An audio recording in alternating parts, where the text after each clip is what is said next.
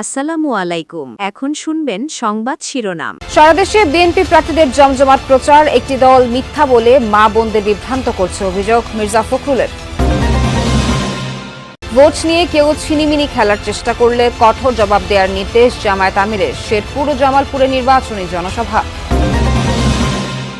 নির্বাচনে বজায় থাকবে লেভেল প্লেইং ফিল্ড, চট্টগ্রামে বললেন স্বরাষ্ট্র উপদেষ্টা। পক্ষপাতিত্ব করলে পরিণতি খারাপ হবে, হুঁশিয়ারি ইসি সানাউল্লাহর। ধার দানের টাকায় নির্বাচনে লড়ছেন জামালপুর ৪ ও ৫ আসনের বেশিরভাগ প্রার্থী। ব্যয়ের খাতে শুভঙ্করের ফাঁকি বলছেন সচেতনরা।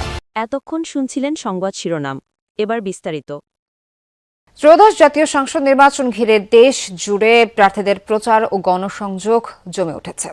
কর্মী সমর্থকদের নিয়ে নির্বাচনী এলাকা চষে বেড়াচ্ছেন বিএনপি প্রার্থীরা। মানুষের ভাগ্যের উন্নয়নের পাশাপাশি নতুন বাংলাদেশ বিনির্মাণের প্রতিশ্রুতি দিচ্ছেন তারা। আর মাত্র দিন দশেক বাকি নির্বাচনের। ধানের শীষের প্রচারণায় কোনো কমতি রাখছেন না প্রার্থীরা।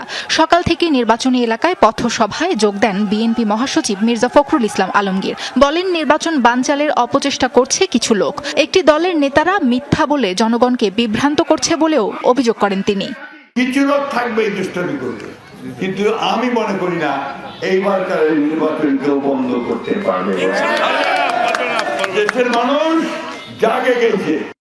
এদেশের স্বাধীনতায় যারা বিশ্বাস করেনি তারাই ধর্মের ভিত্তিতে রাজনৈতিক বিভাজন করতে চায়। চকরিয়ায় নির্বাচনী গণসংযোগে এমন মন্তব্য করেছেন বিএনপির স্থায়ী কমিটির সদস্য ও কক্সবাজার ১ আসনে ধানের শীষের প্রার্থী সালাউদ্দিন আহমদ। বৈষম্যহীন গণতান্ত্রিক সমাজ ব্যবস্থা প্রতিষ্ঠিত হবে, রাষ্ট্র ব্যবস্থা প্রতিষ্ঠিত হবে এবং একটি শক্তিশালী গণতান্ত্রিক সরকার এদেশে প্রতিষ্ঠিত হবে, যার মালিক হবে দেশের সকল জনগণ। নাটোর ২ সদর নলডাঙ্গা আসনে নির্বাচনী সমাবেশ করেছেন বিএনপি প্রার্থী রুহুল কুদ্দুস তালুকদার দুলু। গ্যাস সংযোগ, বেকার সমস্যা সমাধান সহ নারীদের উন্নয়নে কাজ করার অঙ্গীকার করেন তিনি। নির্বাচনী সমাবেশ করেন চট্টগ্রাম ৬ আসনে বিএনপি প্রার্থী গিয়াসউদ্দিন কাদের চৌধুরী। রাউজানকে সন্ত্রাস ও মাদক মুক্ত করা, আইন শৃঙ্খলা পরিস্থিতির উন্নয়ন এবং শিক্ষার মানোন্নয়নে পরিকল্পনা তুলে ধরেন তিনি। কোথাও না থাকলে রাউজানে আয়নাঘর আছে। আমি তো আয়নাঘর সৃষ্টি করতে দিব না। যতক্ষণ পর্যন্ত আমার নিঃশ্বাস আছে, রাউজানে কোনো আয়নাঘর হবে না। কুমিল্লা ১০ নাঙ্গলকোট লালমাই আসনে গণসংযোগ ও পথসভা করেছেন ধানের শীষ প্রার্থী মোবাশ্বের আলম ভূঁইয়া। বিপুল ভোটে তারা জয়ী হবেন বলে আশাবাদ ব্যক্ত করেন। ধানের শীষ হলো ঐক্যের প্রতীক। আমাদের মধ্যে ঐক্যের বন্ধন আছে। ইনশাল্লাহ ১২ তারিখ এটা আবারও প্রমাণ করবে তারা। নির্বাচিত হলে মাদক ও সন্ত্রাস দমনে কাজ করার আশ্বাস দিচ্ছেন বরগুনা ২ আসনের প্রার্থী নুরুল ইসলাম মনি। ফেনী ৩ আসনে বিএনপির ভাইস চেয়ারম্যান আব্দুল আওয়াল মিন্টু নির্বাচনী প্রচারণা চালাচ্ছেন। দাবি করেন, অতীতে সব উন্নয়ন করেছে বিএনপি। প্রচারণার অংশ হিসেবে বীর মুক্তিযোদ্ধাদের সাথে মতবিনিময় করেছেন গোপালগঞ্জ ১ আসনে বিএনপির প্রার্থী সেলিমুজ্জামান সেলিম। গণতন্ত্র পুনরুদ্ধারে ধানের শীষকে জয়যুক্ত করার আহ্বান জানান। রংপুরের ৬টি আসনেই ভোটারদের দ্বারে দ্বারে ছুটছেন বিএনপি প্রার্থীরা। অন্য প্রার্থীদের বিরুদ্ধে আচরণবিধি লঙ্ঘনের অভিযোগ তাদের।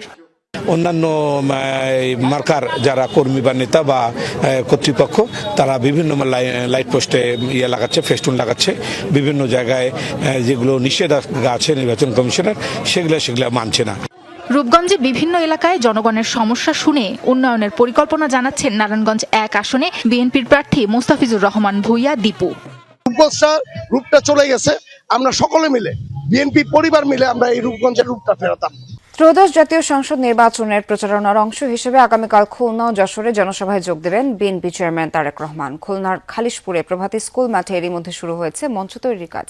তারেক রহমানের আগমন ঘিরে জেলা জুড়ে তৈরি হয়েছে সাজসজ্জা। প্রায় ১৫ লাখ মানুষের সমাগম হবে বলে আশা করছেন আয়োজকরা। যশোরের বিরামপুর আদর্শ সরকারি প্রাথমিক বিদ্যালয়ের মাঠেও এরই মধ্যে মঞ্চ নির্মাণের কাজ শুরু হয়ে গেছে।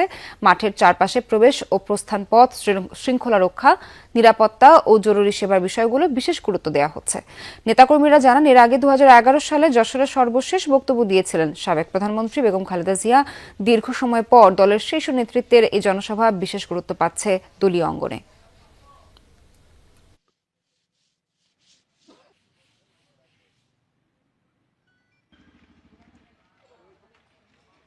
শিক্ষা খাতে তার মায়ের যে অবদান, সেই অবদানের সেই উন্নয়নের ধারাবাহিকতা তিনি অব্যাহত রাখবেন।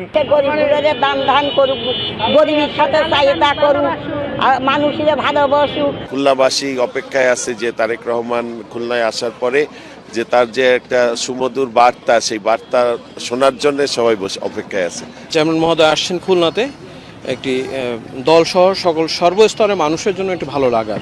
আলে হাসান, ধন্যবাদ আপনাকে। নির্বাচন নিয়ে কেউ ছিনিমিনি খেলার চেষ্টা করলে কড়া জবাব দেওয়ার নির্দেশ দিয়েছেন জামায়াতের আমির ডক্টর শফিকুর রহমান। দুপুরে শেরপুর পৌর পার্ক মাঠের জনসভা থেকে এই নির্দেশ দেন তিনি। আমির বলেন, তরুণ, যুবক ও নারীরা 11 দলীয় জোটের পক্ষে ঐক্যবদ্ধ হয়েছে, আর তা দেখেই কারো কারো মাথা গরম হয়ে গেছে। পরে জামালপুরে জনসভায় যোগ দেন জামায়াত আমির। বিস্তারিত জানাচ্ছেন রিয়াজ রায়হান, ছবি তুলেছেন জিহাদ ইসলাম।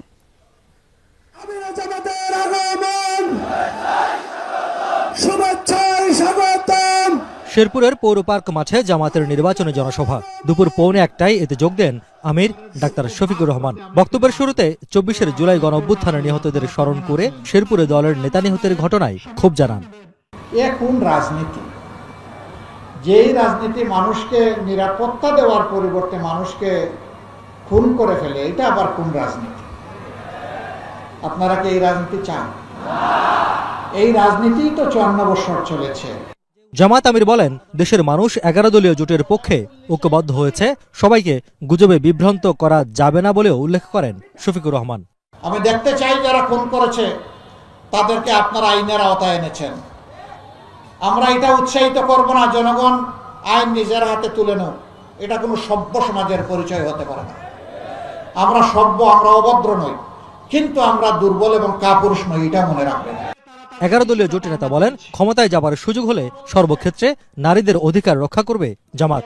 এ সময় নিজের এক্স হ্যান্ডেলে হ্যাক করে কুরুচিপূর্ণ মন্তব্য করা হয়েছে বলেও দাবি করেন তিনি। আমি কোন ভাষায় নিন্দা জানাবো আই ডোন্ট নো। আমি আমার মাদেরকে কিভাবে সম্মান করি, আমার মায়েরা তার সাক্ষী। বাংলাদেশের 9 কোটি মা সাক্ষী। আমার টুইটার, যেটাকে এখন এক্স বলা হয়, এই অ্যাকাউন্ট হ্যাক করে এখন থেকে ধরেন 15 ঘন্টা আগে অত্যন্ত বাজে, অরুচিকর, কুরুচিপূর্ণ মাদেরকে নিয়ে একটা বক্তব্য দিয়ে দিছে আমারটা হ্যাক করে। একটা দল দেখলাম যে হই হই রই রই করে মিছিল শুরু করে দিচ্ছে। আলহামদুলিল্লাহ, এখন আমার অ্যাডমিনের কন্ট্রোলে আবার এটা ফিরে এসেছে 7 ঘন্টা পরে ওই ঘটনা ঘটার। এতে সাময়িক যদি কোনো মা ওদের অপতথ্যের কারণে কষ্ট পেয়ে থাকেন, আমি তাদের কাছে ক্ষমা চাই। পরে শেরপুর জেলার 3টি আসনের জোট প্রার্থীদের হাতে প্রতীক তুলে দেন ডাক্তার শফিকুর রহমান। তুমি কবুল করো, ইনসাফ কায়েমের শক্তি তুমি দান করো। এই জনসভা থেকে অভিযোগ করা হয়, স্বাধীনতার প্রায় 5.5 দশক পরেও উন্নয়ন বঞ্চিত জেলা শেরপুর, নেই রেল যোগাযোগ, বিশ্ববিদ্যালয় কিংবা মেডিকেল কলেজ। আর তাই এসব নাগরিক সুবিধা নিশ্চিতের জন্য আগামী 12 ফেব্রুয়ারি নির্বাচনে 11 দলীয় জোটের প্রার্থীকে বিজয়ী করার আহ্বান জানানো হয় জনসভা থেকে। জামাত আমির পরে যোগ দেন জামালপুর সিংহজানি মাঠের নির্বাচনী জনসভায়। সেখানে তিনি বলেন, ক্ষমতায় গেলে নদী ভাঙন সহ নানা নাগরিক সমস্যার সমাধান করা হবে।